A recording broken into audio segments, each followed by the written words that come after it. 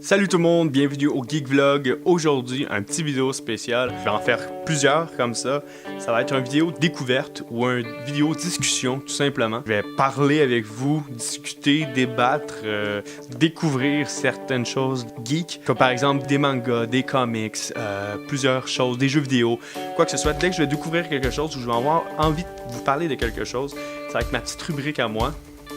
Puis on va pouvoir en discuter et en débattre peut-être même entre nous. Je vous invite donc à liker la vidéo, à partager, à vous abonner. Vous pouvez aller aussi sur Instagram, Twitter et Facebook au nom de GeekVlogFR.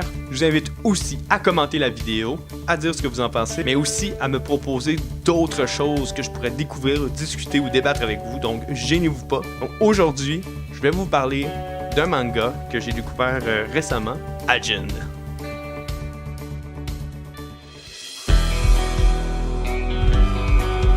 Donc c'est l'histoire d'un monde où il découvre que certains humains en fait sont immortels, finissent par tout le temps ressusciter à chaque fois qu'ils meurent. C'est ce qu'ils vont appeler en fait les Ajin. Ils vont arrêter de les considérer comme des humains. Ça va être pour eux des monstres et des démons.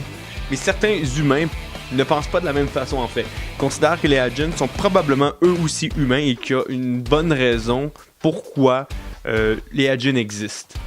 Kei en fait va vivre une tragédie, on pourrait dire. En fait, il va se faire frapper par une voiture, puis il va ressusciter.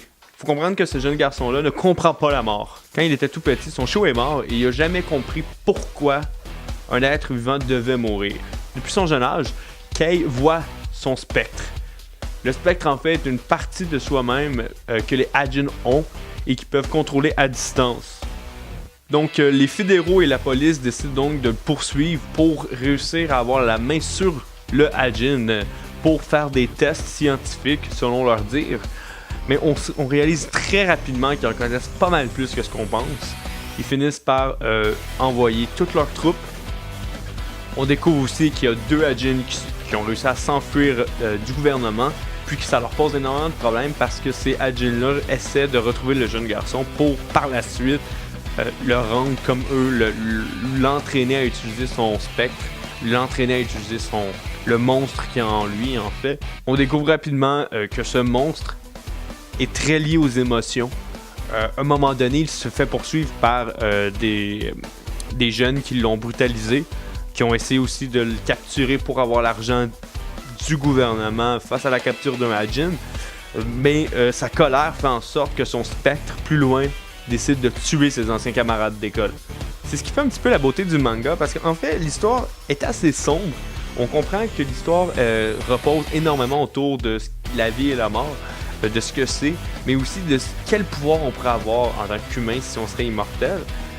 Mais aussi, dans ce cas-là, dans le cas de Ajin, en fait, quelle responsabilité ça peut avoir, parce que ces deux jeunes-là sont morts, puis probablement que d'autres vont mourir, que j'ai seulement lu le tome 1, et c'est tellement bon que ça m'a fait acheter les 2 prochains tomes, je vous le jure, c'est excellent.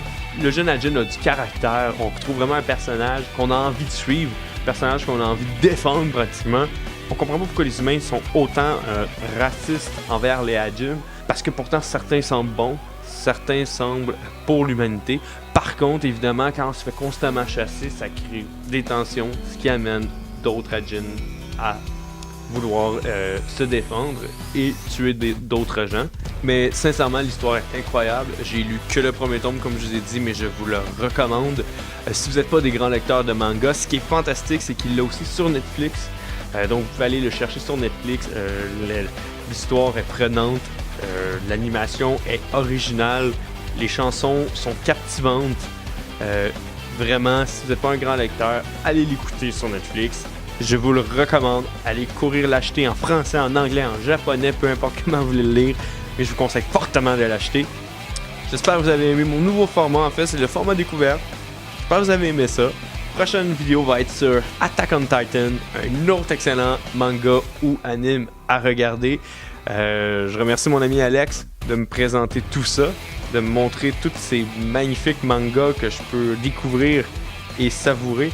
D'ici là, je vous invite à commenter, à partager, mais surtout à me donner plusieurs autres idées. Si vous avez des idées de manga, de jeux vidéo ou d'émissions que vous voudriez que je parle, gênez-vous pas, commentez. D'ici là, Soyez geeks.